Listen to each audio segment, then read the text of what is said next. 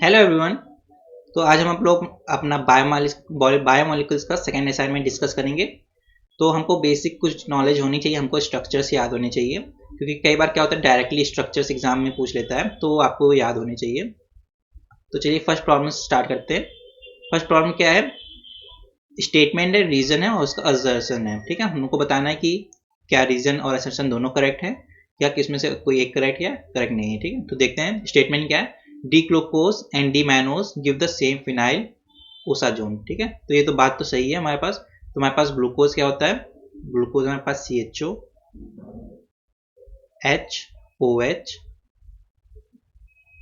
OH H HOH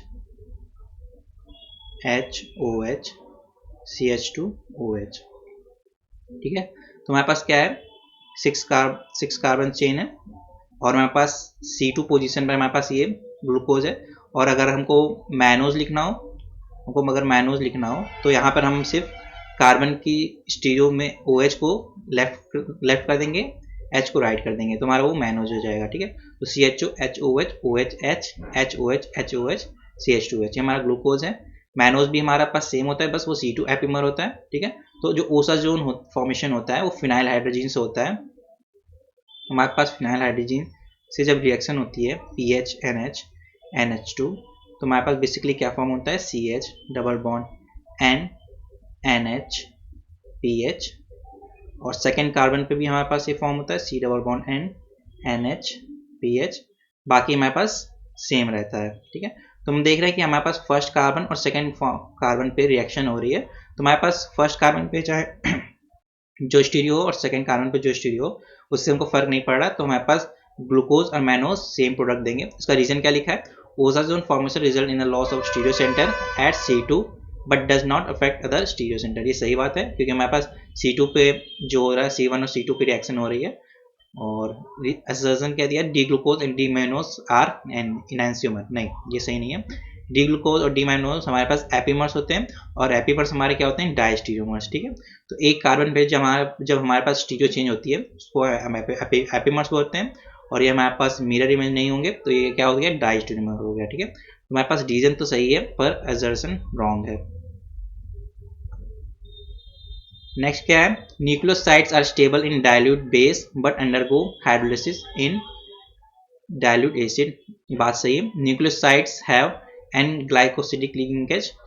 तो हमारे पास basically क्या होगा? शुगर होगी और वहाँ पे एन ग्लाइकोसिडिक लिंकेज होगी, यहाँ पे कुछ भी आर होगा।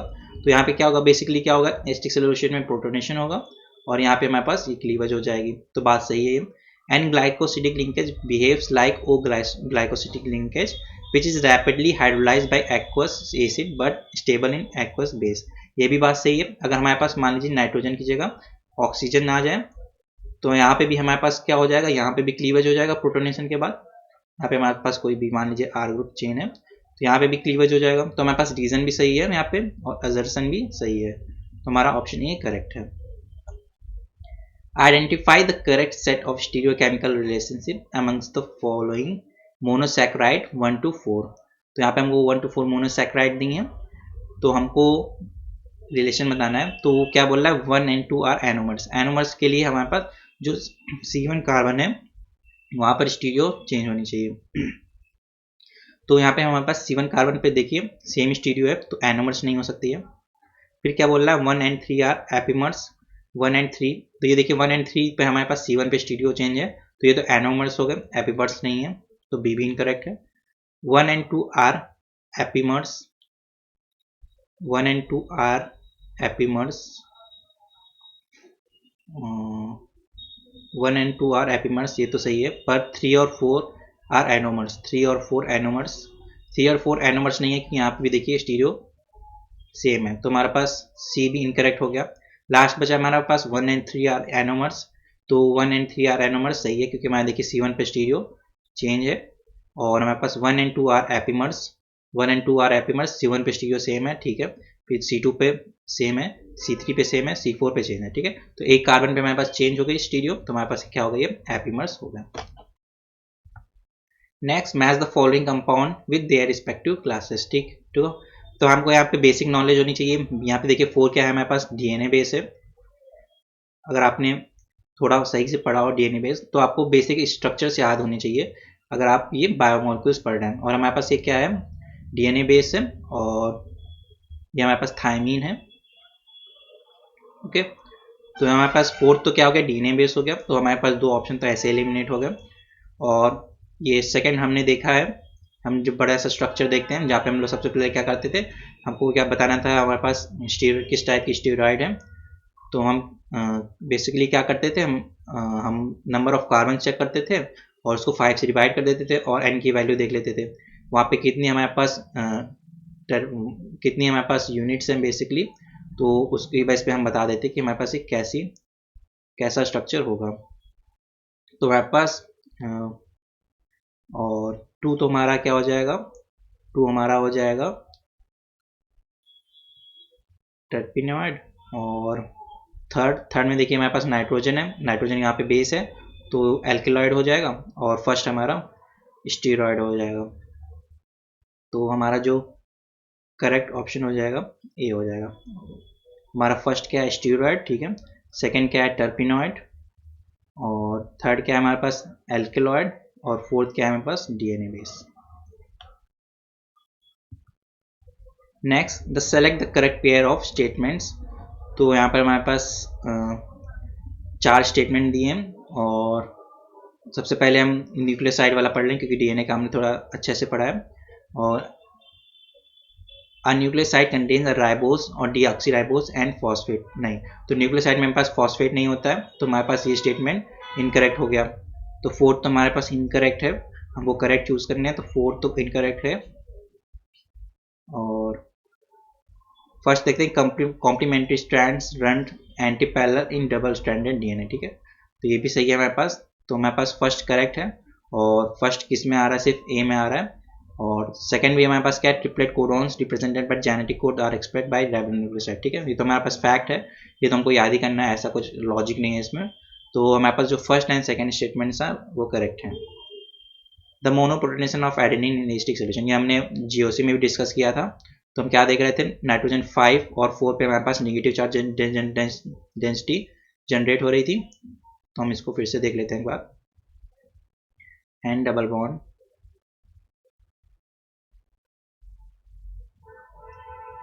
यहाँ पे अगर हम डबल बॉन्ड लगाएं, यहाँ पे डबल बॉन्ड, यहाँ पे डबल बॉन्ड, यहाँ पे NH2, यहाँ पे हमारे पास N डबल बॉन्ड नाइट्रोजन और H, ठीक है। तो ये लोन पेयर क्या करेगा, ये तो हमारे पास डीलोकलाइज है, तो यहाँ पे 1 तो बेस्ट पहली बात, यहाँ पे प्रोटोनेशन नहीं होगा। यहाँ पे देखिए नाइट्रोजन पे नेगेटिव चार्ज आएगा, यहाँ पे इलेक्ट्रॉन डेंसिटी अच्छी हो रही, तो यहाँ पे प्रोटोनेशन इजीली हो जाएगा। फिर यही माइनस चार्ज यहाँ फिर डीलोकलाइज होगा, तो इस सेंटर पे आएगा। तो 4 और 5 पे हमारे पास मोनोप्रोटोनेशन होगा। सिमिलरली देखिए यहाँ पे 2 पोजीशन पे भी होगा, पर हमारे पास जो मोस्ट अप्रोप्रिएट ऑप्शन है वो 4 एंड 5 साथ में आ रहा है, इसलिए हमारे पास डी ऑप्शन करेक्ट है। हमको एक एल्कलॉइड दिया है और बोल रहा है कि हाफ मैन डिग्रेडेशन में जा रहा है, ठीक है। तो हमारे पास ये है हाफ मैन डिग्रेडेशन। तो हम बेसिकली यहाँ पे क्या करते हैं, मिथाइल आयोडाइड से रिएक्शन करते हैं और सिल्वर सॉल्ट होता है। तो हमारे पास जो रिएक्शन होगी, यहाँ पे अल्कोहल भी रिएक्शन दिखा सकता है, नाइट्रोजन भी रिएक्शन दिखा सकता है।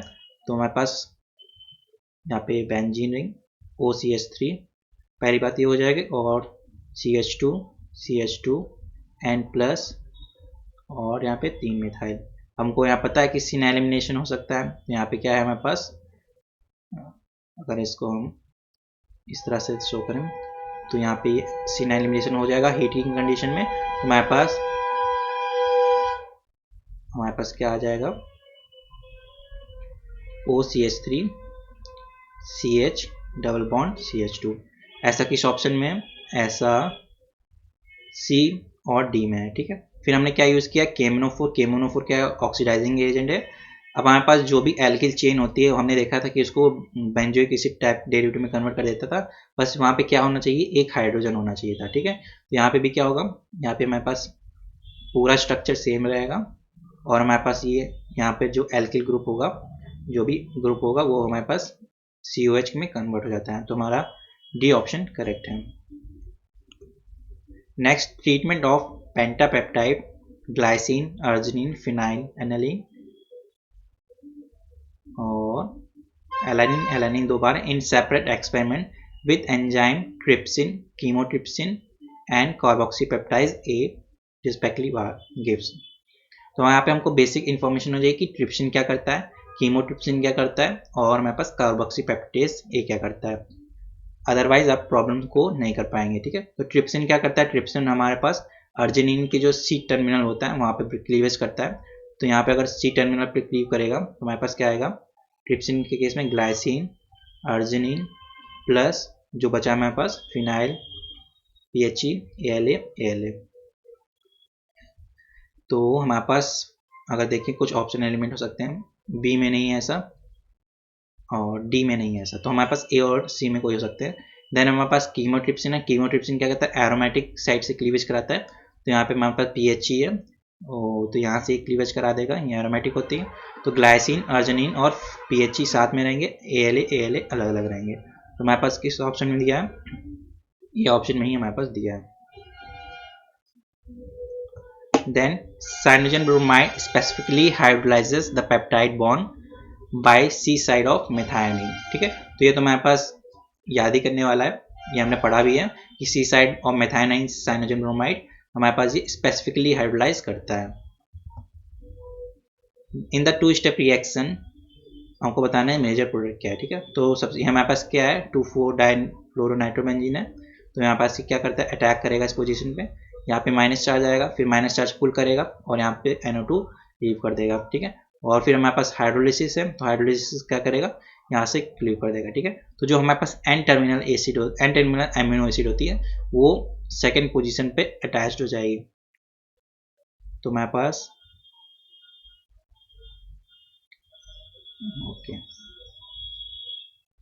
ओके तो पहली बात हमारे पास अटैक किधर होगा, अटैक हमारा फ्लोरीन वाले सेंटर पर होगा, नाइट्रो वाले सेंटर पे नहीं होगा। इसका रीजन क्या है कि जो हमारे पास जो नेगेटिव चार्ज जनरेट होगा वो नाइट्रो ज़्यादा स्टेबलाइज करेगा अपने -I और -M से, देन F- हमारे पास सिस्टम से लीव कर जाएगा, ठीक है। तो हमारे पास जो NH अटैच्ड होगा वो इस कार्बन से अटैच्ड होगा, ठीक है। तो आप जो मैं पहले बता रहा था कि नाइट्रो पे अटैक होगा वो क्यों नहीं होगा, क्योंकि हमारे पास नेगेटिव चार्ज उस चार्ज इस केस में कहाँ पे जनरेट होगा, फ्लोरीन सेंटर पर यहाँ पे किस सेंटर पे जनरेट होगा, नाइट्रो सेंटर पर, जो कि हमारे पास -I और -M से स्टेबलाइज होगा, ठीक है। और हाइड्रोलिसिस के बाद हमारे पास यहाँ पे क्लीवेज हो जाएगा, ठीक है।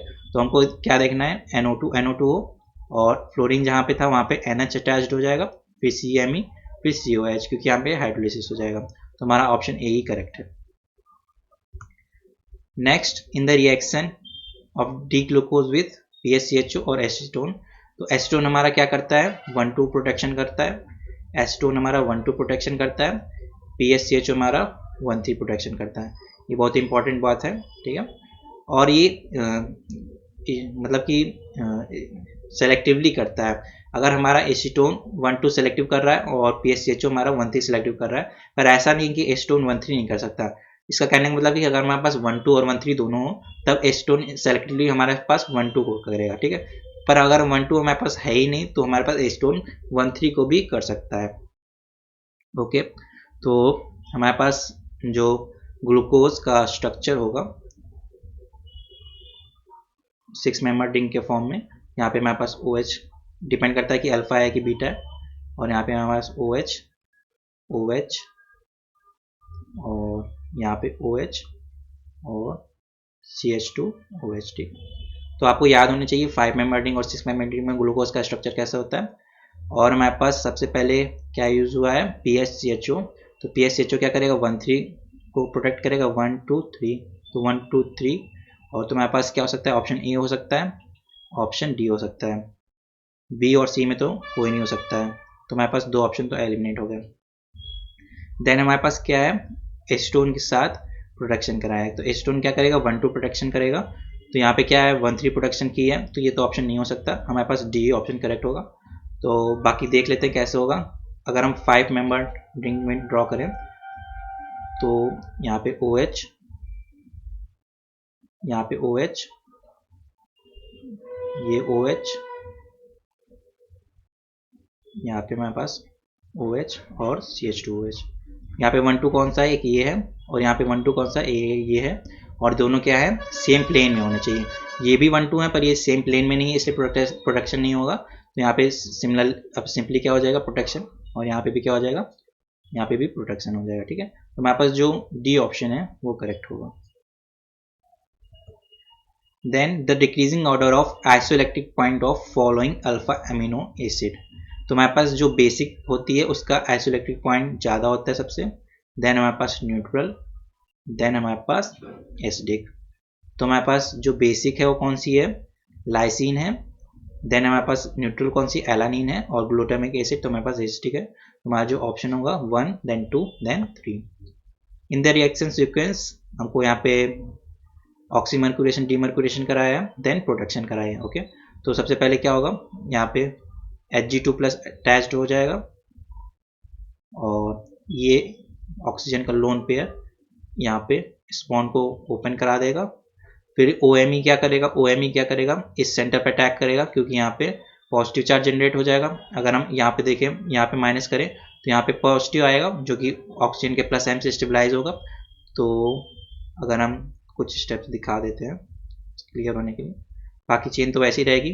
तो यहाँ पे जब पॉजिटिव चार्ज जनरेट होगा और यहाँ पे क्या हो जाएगा मरकरी OAC, तो यहाँ पे पॉजिटिव चार्ज पे अटैक कर सकता है OMe, तो यहाँ पे क्या आ जाएगा OMe आ जाएगा। और फिर क्या है डीमर्क्यूरेशन, डीमर्क्यूरेशन मतलब ये बॉन्ड हमारे पास हट जाएगा, यहाँ पे क्या आ जाएगा हाइड्रोजन आ जाएगा। ठीक है, तो हमारे पास ऑक्सीजन के नेक्स्ट सेंटर से वो हमारे पास OMe अटैच्ड है। ऐसा किस ऑप्शन में है, ए में नहीं है, बी में नहीं है, सी और डी में है। ओके, देन हमारे पास क्या है एसीटोन से प्रोटेक्शन कराया। तो एसीटोन हमारा कैसा प्रोटेक्शन करता है, 1 2 करता है और दोनों OH सेम प्लेन में होने चाहिए। तो अगर हम देखें यहाँ पे सी को स्टार्टिंग मटेरियल मान लें, तो यहाँ पे देखिए 1 2 OH है पर दोनों सेम प्लेन में नहीं है, ये ऊपर की तरफ जा रहा है, ये नीचे की तरफ आ रहा है। ठीक है, तो ये 1 2 को प्रोटेक्ट नहीं करेगा। अब 1 2 को नहीं कर सकता तो 1 3 का तो एटलीस्ट कर सकता है ना। तो यहाँ पे 1 हो गया, 2 हो गया, 3 हो गया, तो 1 3 का प्रोटेक्शन कर देगा। तो हमारे पास ये 1 3 का प्रोटेक्शन हो गया। तो हमारे पास जो सी ऑप्शन है वो करेक्ट है। Then in a double stranded DNA if the sequence 5-AGATCC3' then appears on one strand of DNA, what sequence in the complementary strand? तो बहुत ही सिंपल प्रॉब्लम है, बस हमको तरीका आना चाहिए। तो 5' का कॉम्प्लीमेंट्री स्ट्रैंड हमको लिखना है। तो यहाँ पे 5' 3' हो जाएगा। ए को हम रिप्लेस कर देते हैं टी से, जी को रिप्लेस कर सकते हैं सी से, ए को टी से और टी को कैसे कर देंगे ए से, क्योंकि ए को टी से कर रहे हैं टी को ए से करेंगे, जी को सी से कर रहे हैं तो सी को जी से करेंगे। ठीक है, अब हमारा जो मेथड होता है वो 5' to 3' ही लिखते हैं। तो 5' पे क्या आ रहा है, पहले जी, फिर G, then A, then T, then C, then T, और हमारा 3'। ऐसा कौन सा ऑप्शन है, G G A T C T. Okay, C option correct है। The structure of dipeptide alanine proline derived from natural amino acid। तो यहाँ पे सबसे जो इम्पोर्टेंट चीज़ है वो क्या है, natural amino acid. Natural amino acid का हमारे पास जो कॉन्फ़िगरेशन होता है वो एस कॉन्फ़िगरेशन होता है, एक्सेप्ट सिस्टीन। सिस्टीन का हमारे पास आर होता है और सारी नेचुरल अमीनो एसिड का एस होता है। तो हमको बस कॉन्फ़िगरेशन निकालना है, बाकी सारे स्ट्रक्चर में हमारे पास एलानिन और प्रोलिन नहीं है। तो हमारे पास अगर हम नंबरिंग करें 1 2 3 और हाइड्रोजन डैश पर होगा तो एंटी क्लॉकवाइज एस ही रहेगा। और इस सेंटर पे देखें अगर हम 1 2 3 एंटी क्लॉकवाइज एस, हाइड्रोजन भी डैश पर है तो एस और एस दोनों सेम है। A disaccharide that will not give Bendix test and will not form osazone. तो हमारा जो सुक्रोज होता है वो नॉन रिड्यूसिंग सुगर होता है, नॉन रिड्यूसिंग शुगर होती है, मतलब हमारे पास ये बैंडिक्स टेस्ट नहीं देगी, बैंडिक्स टेस्ट नहीं देगी। जैसे हमारे पास टॉलेंट टेस्ट नहीं देता सुक्रोज, सिमिलरली ये बैंडिक्स टेस्ट नहीं देता है। और हमारे पास जो ओसाजोन फॉर्मेशन इसलिए नहीं करेगा क्योंकि यहाँ पे हमारे पास ग्लाइकोसिडिक लिंकेज होती है ग्लूकोज और फ्रक्टोज के बीच में। सुक्रोज किससे बनता है, ग्लूकोज और फ्रक्टोज से बनता है, और ग्लाइकोसिडिक लिंकेज होती है, इसलिए हमारे पास ओसाजोन फॉर्मेशन नहीं होगा। तो हमारे पास डी ऑप्शन करेक्ट है। Next form the carboxylic methyl cellulose column and pH 6 arginine valine and glutamic acid will relate in order. ठीक, तो इस तरह के प्रॉब्लम में हमको क्या करना है, पीएच है, पीएच हमारे पास कैसी है, एसिडिक पीएच है। अब एसिडिक पीएच में क्या होगा, जो बेसिक अमीनो एसिड होंगी वो अच्छे से कंबाइन होगी, वो अच्छे से इल्यूट नहीं हो पाएंगी। अब हमारे पास जो एसिडिक होगी वो सबसे पहले इल्यूट हो जाएगी, देन न्यूट्रल, देन बेसिक। इतना हमको बेसिक पता चल गया। अब एसिडिक अमीनो एसिड कौन सी है, ग्लूटामिक एसिड, ग्लूटामिक एसिड, ठीक है। फिर न्यूट्रल कौन सी है, वैलिन, और बेसिक कौन सी है, अर्जिनिन। ठीक है, तुम्हारा डी ऑप्शन करेक्ट है। The correct sequence of amino acid present in the tripeptide given below. तो हमको बेसिक स्ट्रक्चर हमको सिर्फ बताना चाहिए, होना चाहिए, उसके बिना हम ये तो प्रॉब्लम कर ही नहीं सकते। तो हमारे पास देखिए OH वाले देख लेते हैं पहले। OH वाले हमारे पास क्या कौन कौन से होते हैं, सीरीन, सिराइन और थ्रेओनाइन। हमारे पास सिराइन और थ्रेओनाइन किस में है, ए और ऑप्शन सी में है, तो बी और डी नहीं हो सकते। और हमारे पास ये क्या है, वैलिन है, क्योंकि हमारे पास क्या होता है, सबसे पहले ग्लाइसिन होता है, उसमें कोई CH3 नहीं होता है, फिर एलानिन होता है, उसमें एक CH3 होता है, और वैलिन में हमारे पास 2 CH3 होते हैं, मीन्स आइसोप्रोपाइल ग्रुप होता है। तो हमारा जो ऑप्शन ए है वो करेक्ट है। Next, the major product in the following reaction. ठीक है, तो कुछ ज़्यादा कॉम्प्लेक्स नहीं है। सबसे पहले क्या हुआ, मिथाइलेशन हुआ है, सारे ग्रुप मिथाइलेटेड हो जाएंगे, मिथाइल, मिथाइल, यहाँ पे भी मिथाइल। फिर क्या है हमारे पास, HCl यूज़ हुआ है। तो HCl में क्या होगा, हमारे पास जो सबसे एक्टिव पोजीशन होती है वो एनोमेरिक पोजीशन होती है। यहाँ पे हमारे पास प्रोटोनेशन हो जाएगा और यहाँ पे ये क्लियर हो जाएगी। ठीक है, तो हमारे पास क्या बचेगा, O+, और बाकी सब वैसे ही रहेंगे, OMe, OMe, OMe, CH2, OMe। Then हमारे पास क्या है, वाटर यूज़ हुआ है। वाटर क्या कर सकता है, अटैक कर देगा, और यहाँ पे मतलब इस पोजीशन पे OH आ जाएगा। तो इस पोजीशन में OH किस में है, सिर्फ सी ऑप्शन में है। बाकी हमारे पास OMe, OMe, OMe, CH2, OMe, तो हमारा ऑप्शन सी करेक्ट है। Next, among the following structure of guanosine. तो हमारे पास हमको याद ही होना चाहिए, और कोई ऐसा तो लॉजिक है नहीं कि, और ट्रिक भी नहीं है कोई कि हमारे पास स्ट्रक्चर को याद करने के लिए इस तरह की। तो हमारे पास जो डी ऑप्शन है वही करेक्ट है। तो आपको बेसिक कुछ स्ट्रक्चर याद होने चाहिए, जैसे DNA बेसिस हो गए, और हमारे पास RNA बेसिस हो गए, एडेनिन, गुआनिन, थायमिन, साइटोसिन। फिर उसके बाद तो हमारे पास क्या होती है, शुगर अटैच्ड हो जाती है, और हमारे पास फॉस्फेट लिंकेज हो जाती है, वो तो हमारे पास कॉमन है। पर हमको DNA basis, 4 DNA basis, 4 RNA basis के स्ट्रक्चर एटलीस्ट याद होने चाहिए, अदरवाइज बहुत ही प्रॉब्लम हो जाएगी। देन हमारे पास क्या दिया है, टर्पीन का स्ट्रक्चर है, और हमारे पास इस तरह प्रॉब्लम्स को कैसे करते हैं, नंबर ऑफ कार्बन सबसे पहले गिनते हैं। तो हमारे पास देखते हैं 1 2 3 4 5 6 7 8 9 10 11 12 13 14 15 कार्बन से 5 से डिवाइड कर दो, एन कितना आ गया, 3 आ गया, N is equal to 3 means sesquiterpene. हमारा जो ऑप्शन सी है वो करेक्ट है। Tollens test is negative for sucrose, क्योंकि सुक्रोज कैसी है, नॉन रिड्यूसिंग शुगर है हमारे पास। ठीक है, देन नेक्स्ट देखते हैं, the tetrapeptide alanine, valine, phenylalanine met on reaction with Sanger reagent. Sanger reagent हमारा क्या होता है, 2,4 डाइनाइट्रोफ्लोरोबेंजीन। तो हमारे पास ये NO2 और NO2। तो जो एन टर्मिनल एमिनो एसिड होती है वो इस कार्बन से अटैच्ड हो जाएगी। अब हमने इस तरह की प्रॉब्लम भी देखी थी। तो हमारे पास जो एन टर्मिनल अमीनो एसिड है वहाँ पे क्या है, एलानिन है। तो एलानिन किस स्ट्रक्चर में है, हमारे पास C स्ट्रक्चर में है, क्योंकि हमें एलानिन में क्या होता है, CH3 CH NH2 COH। तो हमारे पास जो ऑप्शन C है वही करेक्ट है। A disaccharide does not give a positive Tollens test. तो हमारे पास पॉजिटिव टॉलरेंट टेस्ट नहीं दे रही है। ओके, तो हमारे पास कौन सी देगी, सबसे पहले देख लेते हैं। तो हमारे पास देखिए बी ऑप्शन में क्या है, यहाँ पे देखिए एनोमेरिक OH है। ठीक है, यहाँ पे जो ऑक्सीजन से नेक्स्ट कार्बन पे होता है वो एनोमेरिक पोजीशन होती है, वहाँ पे हमारे पास OH है, तो मतलब वो रिड्यूस, मतलब पॉजिटिव टॉलरेंट टेस्ट देगी। तो हमारे पास बोल रहा है कि पॉजिटिव टॉलरेंट टेस्ट नहीं दे रही है, तो बी ऑप्शन नहीं हो सकता, A B A C and D में से हो सकता है। फिर upon acidic hydrolysis it gives equimolar mixture of 2 different monosaccharide. Okay, तो equimolar mixture of 2 different monosaccharides. तो यहाँ पे हमारे पास अगर हम लीव करें तो क्या होगा, ग्लूकोज प्लस फ्रैक्टोज, यहाँ पे देखिए ग्लूकोज प्लस ग्लूकोज ही आ रहा है और यहाँ पे ग्लूकोज प्लस गैलेक्टोज आ रहा है। ठीक है, तो ऑप्शन सी नहीं हो सकता क्योंकि यहाँ पे दोनों सेम आ रहे हैं, जबकि हमसे बोल रहा है कि डिफरेंट आने चाहिए मोनोसैकेराइड। तो एक और ऑप्शन एलिमिनेट हो गया। अब हमको नेक्स्ट भी चेक करना पड़ेगा। Both of which can be oxidise by bromine water. तो ब्रोमीन वाटर से हमारा फ्रक्टोज तो ऑक्सीडाइज नहीं हो सकता, ए ऑप्शन नहीं हो सकता क्योंकि फ्रक्टोज में हमारे पास क्या होता है, कीटो फंक्शनल ग्रुप, और हमारे पास ग्लूकोज एंड गैलेक्टोज दोनों ही एल्डोज होते हैं जो कि ब्रोमीन वाटर से ऑक्सीडाइज हो जाएंगे। The major product form in the reaction of D-glucose with ZnCl2 in MeOH in some methyl glucopyronoside A or B.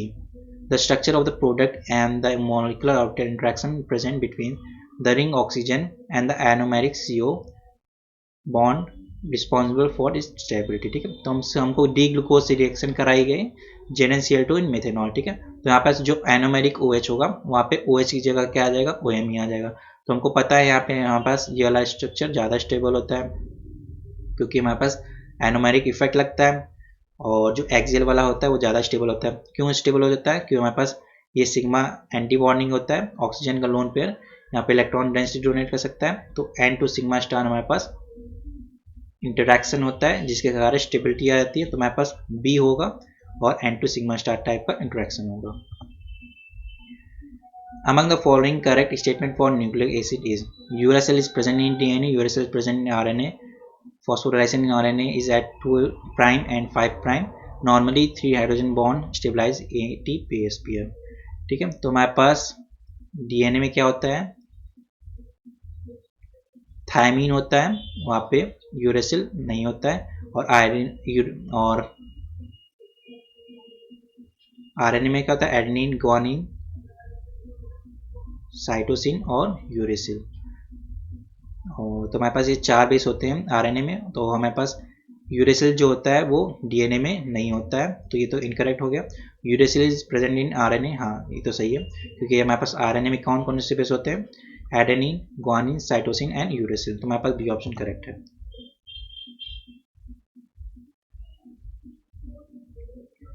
Okay, the structure of ribonucleoside uridine. ठीक है, तो हमको बेसिकली ये तो याद ही करना है। तो हमारे पास जो यूरेडिन होता है वो ये स्ट्रक्चर होता है। मैंने बोला कि हमको कुछ बेसिस तो एग्जैक्टली याद ही होना चाहिए। तो हमारे पास adenine, guanine, thymine, cytosine, uracil, ये सब 5 बेसिस हैं, हमको इनके स्ट्रक्चर याद होने चाहिए। अदरवाइज हमारे पास ये, क्योंकि कई बार आप देख रहे हैं कि हमारे पास सीधे स्ट्रक्चर ही पूछ लिया गया। ठीक है, तो हमारे पास यही करेक्ट ऑप्शन होगा। ये कौन सा ऑप्शन है हमारे पास, हमारे पास बी ऑप्शन है।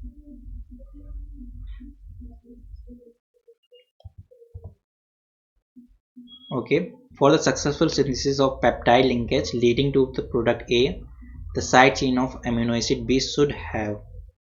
Okay, तो यहाँ पे सबसे पहले क्या पेप्टाइड दिया, XNH2 है, फिर pH7 पे क्या हो रहा है, कार्बोनिल सेंटर पर अटैक हो रहा है। तो हमारे पास ये देखिए क्या कर रहा होगा, XH अटैक कर रहा होगा, O- आ रहा होगा, देन SPH लीव कर दे रहा होगा, फिर क्या हो रहा है, NH2 इंट्रामोलिकुलर अटैक कर रहा है कार्बोनिल सेंटर पर और ये सेंटर लीव कर जा रहा है। ठीक है, तो हमारे पास बेसिकली क्या होना चाहिए, XH होना चाहिए, वो अच्छा न्यूक्लियोफाइल होना चाहिए, अच्छा लीविंग ग्रुप भी होना चाहिए। तो अच्छा न्यूक्लियोफाइल कौन सा होगा, हमारे पास जो सबसे अच्छा न्यूक्लियोफाइल है वो SH है, HH है, और वो अच्छा लीविंग ग्रुप भी है। ठीक है, तो यहाँ पे देखिए रिजोनेंस में इन्वॉल्व हो जाएगा ऑक्सीजन का लोन पेयर, ये अच्छा नहीं है, ये बल्कि है, और न्यूक्लियोफाइल तो थोड़ा अच्छा भी हो सकता है पर लीविंग ग्रुप अच्छा नहीं होगा, और ऑक्सीजन और सल्फर के बीच में कंपैरिजन है, पर हमारे पास जो सल्फर होता है वो अच्छा न्यूक्लियोफाइल होता है वो ऑक्सीजन से। ठीक है, तो हमारे पास डी ऑप्शन ही करेक्ट होगा। बाकी रिएक्शन कैसे हो रही है मैंने बताया भी है, सल्फर का न्यूक्लियोफाइल कार्बोनिल सेंटर पर अटैक कर रहा है, SPH लीव कर जाएगा, फिर नाइट्रोजन इंट्रामोलिकुलर अटैक करेगा, S- लीव कर जाएगा, तो हमारे पास ये फाइनल प्रोडक्ट आ जाएगा। The structure of product form during the reaction of amino acid with ninhydrin. तो निनहाइड्रिन में हमारे पास अच्छा खासा कॉन्जुगेशन होता है, तो अच्छा खासा कॉन्जुगेशन हमारे पास सिर्फ ए स्ट्रक्चर में ही है, बाकी यहाँ पे सी में कॉन्जुगेशन नहीं है। और डी में बी और डी तो वैसे भी नहीं स्ट्रक्चर है। अगर आपने निन हाइड्रीन वाली रिएक्शन देखी हो और तो वैसे पूरी रिएक्शन कैसे हो सकती है हम देख सकते हैं यहाँ पे हमारे पास निन हाइड्रीन है, 2 कीटो ग्रुप है और एक कार्बन से हमारे पास 2 H है। ठीक है, तो 2 H हमारे पास उतना स्टेबल नहीं होते, तो ये क्या होगा, इक्विलिब्रियम में होगा कीटो ग्रुप से कीटो।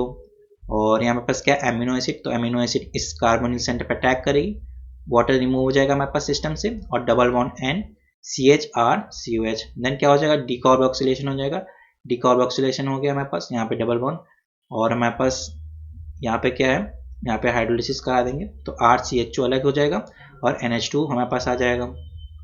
देन हमारे पास कीटोनॉल टॉटोमेरिज्म हो गई। अब देन हमारे पास सेकेंड मॉलिक्यूल ऑफ हाइड्रोजन होगा, रिएक्ट करेगा। अब हमारे पास इस OH और इस OH घटा के हमारे पास क्या लिख सकते हैं, C डबल बॉन्ड OH लिख सकते हैं और उसकी NH2C रिएक्शन हो जाएगी तो हमारे पास वाटर सिस्टम से निकल जाएगा और यही हमारे पास जो होता है वो फाइनल प्रोडक्ट होता है निन हाइड्रीन का अमीनो एसिड से रिएक्शन कराने पर। ठीक है, तो हमारे पास जो कलर भी आता है वो पर्पल कलर आता है, ये आइडेंटिफाई करने के लिए हमारे पास यूज होता है कि कौन सा हमारे पास अमीनो एसिड है। Then reaction of D glucose with following reagent producers, तो हमारे पास हमको डी ग्लूकोज का स्ट्रक्चर बेसिकली पता होना चाहिए 5 मेंबर रिंग में, फ्यूरानोसाइड वाली रिंग में यहाँ पे OH, यहाँ पे OH, यहाँ पे OH और ये कार्बन OH CH2 OH। ठीक है, तो यहाँ पे क्या यूज हुआ है, Aston in acidic medium, Aston in acidic medium करेगा 1,2 डाइऑल को प्रोटेक्शन करेगा जो कि सेम प्लेन में हो, तो इसका प्रोटेक्शन कर देगा 1,2 और इसका प्रोटेक्शन कर देगा 1,2। ठीक है, तो इतनी सिंपल रिएक्शन होगी बेसिकली। देन PDC क्या करेगा, PDC ऑक्सीडाइज कर देगा एल्कोहल को कीटो ग्रुप में, इसको ऑक्सीडाइज कर देगा। देन हमारे पास लास्ट स्टेप में क्या हो जाएगी, विटिक रिएक्शन, विटिक टाइप की रिएक्शन है हमारे पास। तो हमारे पास देखिए डी ग्लूकोज की एस्टोन से रिएक्शन हुई, इसने 1,2 प्रोटेक्शन कर दिया, 2 साइड पर प्रोटेक्शन हो गया। PDC ने क्या किया हमारे पास, PDC ने हमारे पास कीटो को और एल्कोहल को हमारे पास कीटो में ऑक्सीडाइज कर दिया। देन हमारे पास विटिक टाइप की रिएक्शन हो गई, जो हमारे पास P डबल बॉन्ड वो CH2 COAT टाइप की रिएक्शन है, तो हमारे पास यहाँ क्या हो जाएगा, C double bond C COAT का फॉर्मेशन हो जाएगा। इस टाइप की हमने रिएक्शन भी देखी है। ठीक है, तो HWE रिएक्शन भी उसको हम बोलते हैं। तो नेक्स्ट प्रॉब्लम देखते हैं, a tetrapeptide made up of natural amino acid has alanine as N-terminal residue, तो N-terminal पे हमारे पास एलानिन है। फिर क्या बोल रहा है, विच इज कपल, टेट्रापेप्टाइड है पहली बात तो 4 होंगी इस तरह, 1 2 3 4। Okay, which is couple to a chiral amino acid, upon complete hydrolysis the tetrapeptide gives glycine, alanine, phenylalanine and leucine. The number of possible sequence in tetrapeptide is okay। तो ये couple है वो chiral amino acid से couple है, तो हमारे पास यहाँ पे कौन सी, ग्लाइसिन, एलानिन, फिनाइलैनिन और ल्यूसिन। तो हमारे पास जो ग्लाइसिन होती है वो अकायरल होती है। ठीक है, तो ये ग्लाइसिन सेकंड पोजीशन पे नहीं आ सकती क्योंकि ये कायरल अमीनो एसिड के साथ अटैच्ड है। तो एक पॉसिबिलिटी क्या है, ग्लाइसिन थर्ड पोजीशन पे आ जाए। ठीक है, अब हमारे पास बचे क्या, एलानिन और ग्लाइसिन 2 हो गए, बचे एक फिनाइलैनिन PHE यहाँ पे आ गया और ल्यूसिन यहाँ पे आ गया। सेकेंड पॉसिबिलिटी क्या है, एलानिन यहाँ पे हो, ग्लाइसिन की पोजीशन हमारे पास फिक्स है, यहाँ पे ल्यूसिन हो, यहाँ पे फिनाइलैनिन हो, एक ही हो गया। फर्स्ट पॉसिबिलिटी ये थी, सेकेंड ये। अब थर्ड क्या है, एलानिन तो हमारे पास एन टर्मिनल पर है, अब ग्लाइसिन को हम फोर्थ पोजीशन पे फिक्स कर दे रहे हैं क्योंकि सेकंड पे तो आ नहीं सकता। सेकंड पे हम फिनाइलैनिन कर दिए और थर्ड पे हमने क्या कर दिया, ल्यूसिन कर दिया। अब लास्ट पॉसिबिलिटी क्या है, एलानिन लास्ट और ग्लाइसिन हमारे पास फिक्स्ड है, यहाँ पे हमारे पास ल्यूसिन आ गया, यहाँ पे हमारे पास फिनाइलैनिन आ गया। ठीक है, तो ओवरऑल हमारे पास कितनी पॉसिबिलिटी बननी है, 4। Reaction of deoxy monosaccharide A with 2 equivalents of HiO4 affords propanediol forming acid and formaldehyde. The structure of A is, तो बेसिकली हमको क्या करना है, हमारे पास 1,2 डायोल होना चाहिए या 1 पोजीशन में अल्कोहल होना चाहिए, 2 पोजीशन में कीटो होना चाहिए, तभी हमारे पास HiO4 से क्लीवेज होगी। तो हमारे पास देखिए फर्स्ट ऑप्शन से स्टार्ट करते हैं, यहाँ पे हमारे पास क्या है, H और यहाँ पे OH है, तो 1,2 डायोल नहीं है और यहाँ पे हमारे पास 1,2 कीटो टाइप का भी सिस्टम है, तो यहाँ पे नहीं होगा। देन हमारे पास देखिए यहाँ पे 1,2 डायोल आ रहा है, तो ये अगर यहाँ से HI4 क्लीवेज कराएगा, यहाँ पे OH देगा, यहाँ पे OH देगा। ओके, देन यहाँ पे भी क्लीवेज करा सकता है क्योंकि OH है यहाँ पे, तो यहाँ पे क्लीवेज कराएगा तो यहाँ पे OH देगा एक और यहाँ पे एक OH देगा। देन देखते हैं क्या हमको मिलेगा, CHO H OH और यहाँ पे OH। अब सेम कार्बन में हमारे 2 OH तो हमारे पास स्टेबल नहीं होते, तो यहाँ पे हमारे पास सिस्टम से वाटर रिमूव हो जाएगा। देन CHO H CHO, तो हमारे पास क्या बनना है, प्रोपेन, 3 कार्बन है, प्रोपेन डायल, तो हमारे पास ये तो बन रहा है, चलिए ये हमारे पास बन रहा है, ठीक है। देन क्या हमारे पास फॉर्मिक एसिड बन रहा है। अब नीचे वाले कार्बन पे देखते हैं, यहाँ पे हमारे पास एक कार्बन से कितने OH है, 1 2 3 OH, ओके। तो हमारे पास अगर वाटर रिमूव कर दें तो हमारे पास क्या आ जाएगा, HC≡O OH, हमारे पास फॉर्मिक एसिड भी बन रहा है, ओके, फॉर्मिक एसिड भी बन रहा है। अब हमारे पास क्या फॉर्मेल्डिहाइड बन रहा है। अब हमारे पास देखिए एक कार्बन से 2 OH बचे, तो हमारे पास क्या है, CH H OH OH, then water यहाँ से भी रिमूव हो जाएगा, तो हमारे पास क्या बचेगा, HCHO, ठीक है। तो हमारे पास तीनों बन रहे हैं, हमारे पास प्रोपेन डायल भी बन रहा है, फॉर्मिक एसिड भी बन रहा है और फॉर्मेल्डिहाइड भी बन रहा है, तो हमारा ऑप्शन ए ही करेक्ट होगा, ठीक है। नेक्स्ट प्रॉब्लम देखते हैं, alpha D glucose.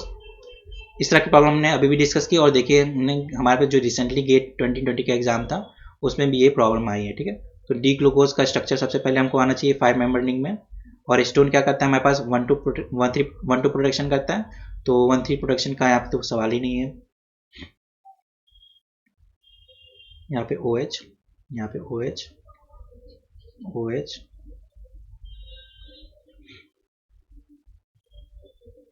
OH CH2 OH, यहाँ पे 1,2 है, यहाँ पर 1,2 है, सेम प्लेन में है, तो इनका प्रोटेक्शन हो जाएगा। तो हमारे पास देखिए यहाँ पे 1,2 का प्रोटेक्शन हुआ है और यहाँ पे भी 1,2 का प्रोटेक्शन हुआ है, तो हमारा जो ऑप्शन सी है वही करेक्ट है। तो आई होप इतनी ही प्रॉब्लम थी इसमें, ओके, हाँ इतनी प्रॉब्लम थी। तो आई होप आपको प्रॉब्लम सारी से अच्छी समझ में आई होंगी। तो बेसिकली हमको करना क्या है, कुछ सिमिलर कॉन्सेप्ट इन्वॉल्व हो रहे हैं। एस्टोन हमारा क्या करता है, 1,2 प्रोटेक्शन करता है सेलेक्टिवली, और बेंजल्डिहाइड क्या करता है, 1,3 प्रोटेक्शन यूज करता है। ये कॉन्सेप्ट भी हमारा इन्वॉल्व हुआ। हमारे पास देखिए पीआई से रिलेटेड प्रॉब्लम थी कि कौन सा ज़्यादा जब फास्ट डिल्यूशन होगा, और किस टाइप की प्रॉब्लम थी, हमारे पास कुछ स्ट्रक्चर रिलेटेड प्रॉब्लम थी, और अमीनो एसिड का स्ट्रक्चर तुमको याद ही कर लेना है, कुछ लगभग 24 के आसपास अमीनो एसिड है, उनका स्ट्रक्चर तुमको याद ही होना चाहिए। और हमारे पास जो क्लीवेज होती है वो किस तरह से होती है, जैसे ट्रिप्सिन कैसे ट्रिप्सिन क्लीवेज कराती है, कीमोट्रिप्सिन कैसे कराती है, ठीक है। तो इस तरह की हमको बेसिक नॉलेज होनी चाहिए, और बायोमोलिक्यूल्स का चैप्टर हमारे पास अच्छी तरह से तैयार हो जाएगा। तो thank you for watching this video.